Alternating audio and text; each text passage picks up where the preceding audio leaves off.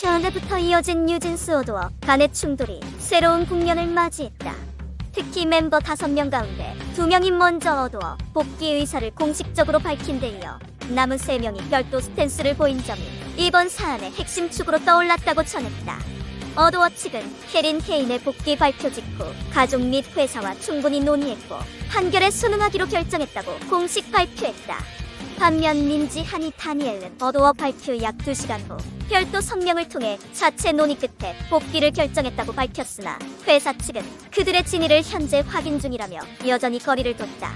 이렇게 두 그룹 간 발표 타이밍과 방식에서 상당한 온도차가 드러났고 팬덤 내부에서도 왜 2명만 먼저인가?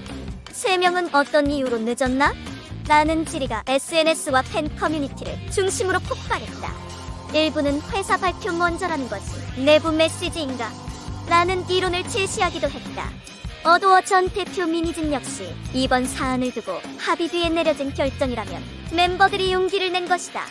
무엇보다 뉴진스는 5명이 하나로 남아야 한다고 믿는다고 밝히며 두 그룹 간 갈림에 대해 사실상 휴전임을 암시했다.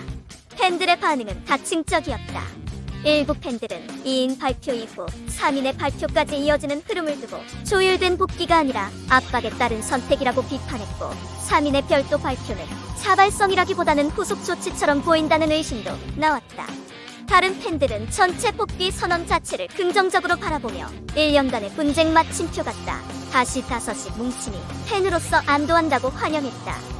하지만 환영 속에서도 이 과정에서 투명하게 설명돼야 할 부분이 있었다는 목소리가 함께 존재했다. 이번 사건은 단순히 계약 문제를 넘어 내부 멤버 간 움직임의 시간차, 발표 방식의 차별성, 그리고 기획사와 아티스트 간 신뢰 회복 여부가 겹친 복합적 드라마였다. 앞으로 이 흐름이 어떻게 정리될지 팬들이 느낀 불신이 어떤 결과로 이어질지가 주목된다. MC몽이 다시 병역 논란의 중심에 선 이유는 무엇일까? 과거부터 이어져 온 병역 비리 프레임과 가짜뉴스, 그리고 그가 반복적으로 제출한 면제 근거까지 모두 알아봤다. 2025년 11월 갑작스럽게 커뮤니티와 SNS를 중심으로 MC몽 군면제 특혜설이 재확산되었다. 이 논란은 오래전에 대법원에서 무죄 판결이 난 사안임에도 고의로 치아를 발치해 군대를 회피했다는 의혹이 끊임없이 반복된 결과였다.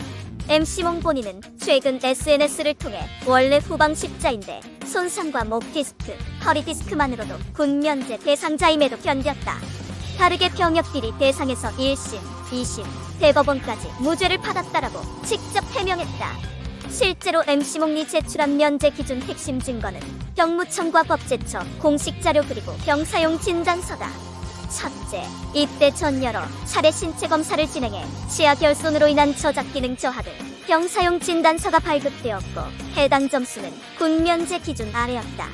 둘째, 법제처와 병무청은 질병 또는 신체 결손으로 제2국민력 처분을 받은 사람이 31살이 넘으면 본인이 원해도 현역병으로 입영할 수 없고 면제가 법적으로 확정된다라고 공식 발표했다. 이는 당시 MC몽리 제출에 병무청에서 면제 판정을 내린 공식 근거다. 법원 역시 검사가 제출한 증거만으로는 피고인이 병역 면제를 위해 고의로 치아 35번을 뽑았다고 보기 어렵다며 원심대로 무죄를 선고했다. 판결문에는 MC몽이 의도적으로 치아를 뽑았다는 정황이 부족하고 여러 의사가 치료를 반대했으나 정상적으로 신경치료와 발치가 이루어진 점, 그리고 그가 친구나 지인을 통해 불법적 수단을 시도하지 않았다는 점이 명시되었다. 그런데도 불구하고 최근 유튜브와 커뮤니티를 통해 연예인이라서 특혜를 받았다, 허위로 진단서를 만들었다는 가짜뉴스가 또다시 확산되자 MC몽이 참지 못하고 공개 해명과 법적 대응을 선언했다. 그는 출처가 불명확한 악성 기사, 루머 생산자들에게 해당 내용이 반복될 시 민형사상 모든 조치를 강구하겠다라고 경고했다. 이처럼 MC몽이 반복적으로 제출해온 공식 면제 증명 자료와 법적 판단, 그리고 해명까지 모두 공개되어 있지만 대중의 의혹은 여전히 그를 따라다녔다. 이 과정이 바로 2025년에도 MC몽이 화가 난 가장 큰 이유였다. 하이브 보이그룹, 서로 잡아먹는 구조가 시작됐다는 말까지 나왔다. 세븐틴이 글로벌 강자로 우뚝 선 가운데 보이넥스트 도어와 엔팀, 그리고 새로 합류한 코르티스까지 동시 성장하며 같은 회사 내부에서 경쟁 구도가 극심해졌다. 팬들은 제 살 깎아먹기 아니냐는 우려를 쏟아냈다. 세븐틴은 FML 앨범으로 글로벌 600만 장 이상 판매하며 압도적 1위를 기록했다.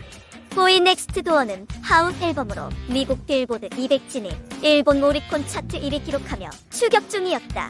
엔팀은 한국 데뷔 앨범 백투라이프 첫날 113만 장, 첫 주 122만 장을 돌파하며 일본 오리콘 1위까지 차지했다. 코르티스는 컬러 아웃사이드 더 라인스라는 슬로건 아래 창작 참여형 그룹으로 데뷔하여 SNS 반응과 사전 예약 판매량에서 폭발적 관심을 얻고 있다. 하지만 팬덤 사이에서는 하이브가 그룹을 너무 몰아넣는다, 서로 영역을 침범하며 제 살갗 까먹기 하는 것 아니냐는 비판이 나왔다. 특히 한 팬은 SNS에 코르티스와 엔팀이 한국, 일본 시장을 동시에 노리면서 기존 세븐틴 팬덤까지 흔들고 있다고 지적했다. 전문가들은 하이브 내부에서 다수 보이 그룹이 동시 성장하는 구조는 장기적으로 리스크를 안고 있다. 한 그룹의 글로벌 성장과 다른 그룹의 활동이 겹치면서 경쟁과 희석 현상이 발생한다고 분석했다. 이번 흐름은 단순한 성적 경쟁이 아니라 같은 회사 내 다중 그룹의 전략적 충돌과 팬덤 반발이 동시에 터진 사건이었다. 지난 11월 9일 마카오에서 열린 워터봄 마카오 페스티벌 무대 중 현아가 돌연 무대 위에서 쓰러지는 충격 장면이 포착되었다.